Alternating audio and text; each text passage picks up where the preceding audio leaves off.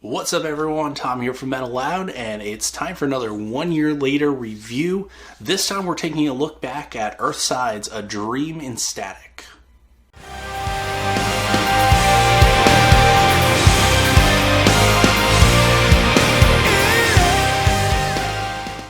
A Dream in Static is the debut album from Connecticut-based band Earthside, but you'd really never know that based on the level of polish that this album has. All of these guys have been musicians for years, so it's not their first rodeo, but it really is their first time as this band and as this progressive metal band, metalcore act that they have going on. The whole album is just really moody and atmospheric, and each song is kind of its own unique feel. I really enjoyed that about this. It really has you feeling some kind of way throughout this entire album, which with each song. Now, most of them are instrumentals. Some of them do have vocal work, and there's some pretty heavy hitters here with guest vocal works like the big names like LaJohn Witherspoon from Seven Dust, and it just brings a sense of authenticity to their sound.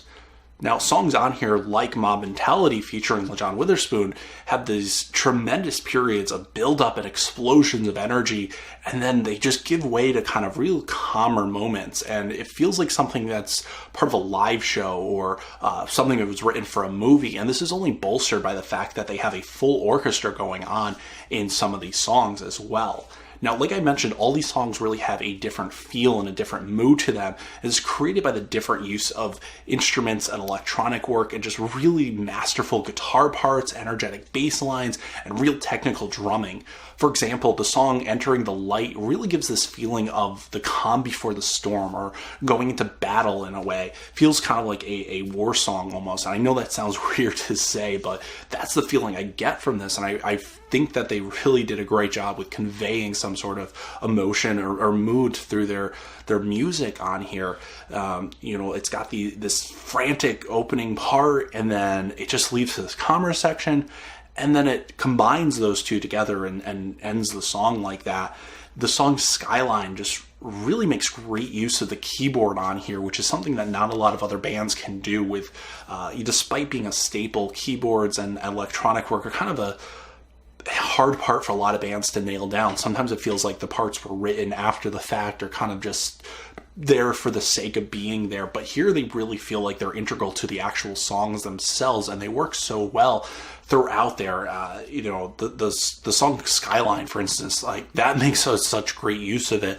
Like I said, it's got it, even besides the electronic work on that, it's great. It's got some elements of blues and jazz throughout it. There's just so much going on in that one song. The song Crater on here, which is probably one of my favorite songs on there, it's probably the most straightforward metal song that you get, which also features the vocal work of Bjorn Strid, and it's not boring to say. Like, when I say straightforward, I don't mean that as in the song is boring. I just mean it's probably the most accessible song that they have on this album, and it just works very, very well throughout that I really like. So how does this album actually hold up after a year's time? I would say really, really well.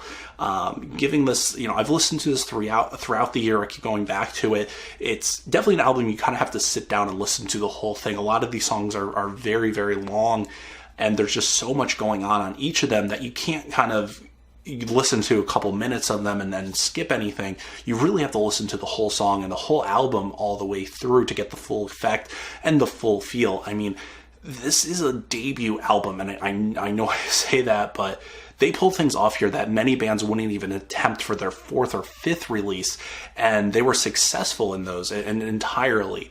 They made something that was equal parts beautiful and equal parts heavy, and it would just work so well. They convey emotion perfectly through the music itself without any vocal work. The vocal work just adds to that. It's all of the songs that are instrumentals are just those instruments kind of talking to you, and you really hear what they have to say.